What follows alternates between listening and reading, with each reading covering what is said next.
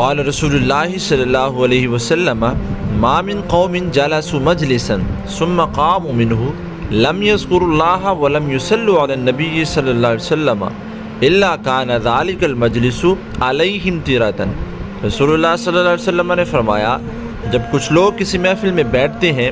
اور پھر وہ اللہ تعالیٰ کا ذکر کیے بغیر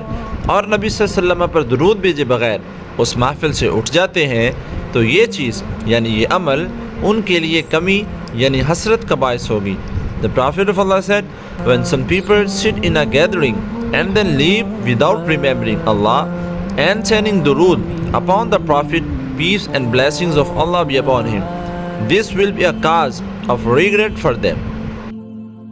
والليل إذا جاء